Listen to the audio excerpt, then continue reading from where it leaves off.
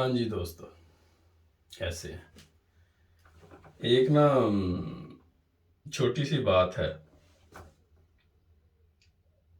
بچپن میں ہم نے دیکھا کہ گلی محلے میں پھرنے والے وہ کتے جن سے ہمیں بڑا خوف آتا تھا، اور ہم ان کو دیکھ کے تو دوڑ لگا دیا کرتے تھے، اور وہ بعض دفعہ ہمارا پیچھا بھی کیا کرتے تھے۔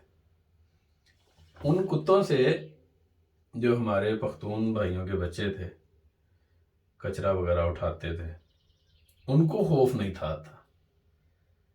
وہ آرام سے وہ اپنے کاغذ وغیرہ، لوہا وغیرہ اپنے بوریوں میں بھرتے رہتے تھے، اور کتا ان پہ بھونک رہا ہوتا تھا، ان کو کوئی پرواہ نہیں ہوتی تھی بچوں کو۔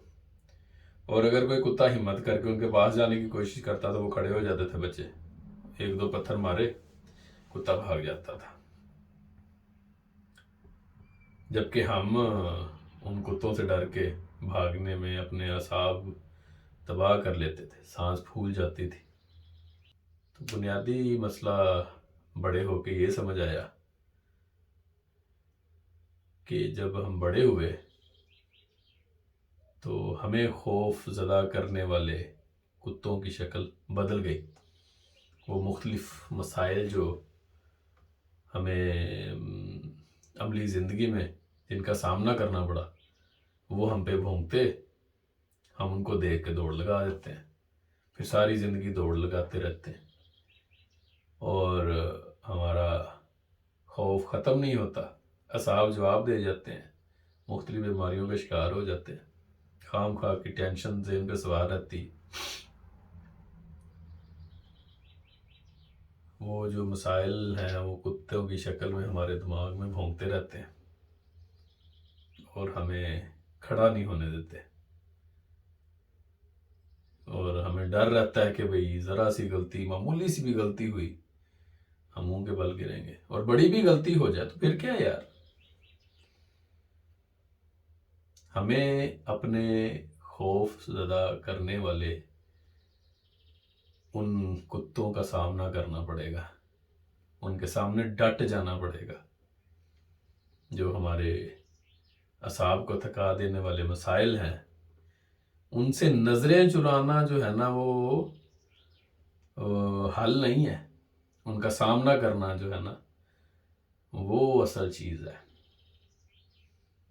اور ہم اکثر لوگ جلد باز ہوتے ہیں نا، جلدی جلدی کہتے ہیں مسائل حل ہوں۔ جلدی کس بات کی ہے؟ زندگی ہے، جلد بازی کر کے اپنی نقصان تو نہیں کر سکتے نا ہم اپنا۔ تو کہنے کا مقصد یہ ہے کہ کوئی بھی مسئلہ زندگی میں آئے وہ انسانی ہمت سے بڑھ کے نہیں ہے۔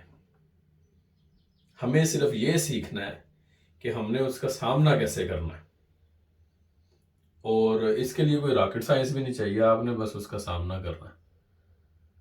پریشانی کوئی آئی، کوئی بات نہیں، آ گئی، ٹھیک ہے، ہم ہیں نا، زندہ ہیں، اللہ تعالیٰ نے عقل بھی دی ہے، صحت بھی دی ہے۔ تو اپنی صحت کو ان مسائل اور دماغ میں بھونکنے والے کتوں کی نظر نہ کریں، ان کا سامنا کرنا سیکھیں، زندگی آسان ہو جائے گی۔ ٹھیک ہے جی، آج کے لیے یہی کافی۔ السلام علیکم۔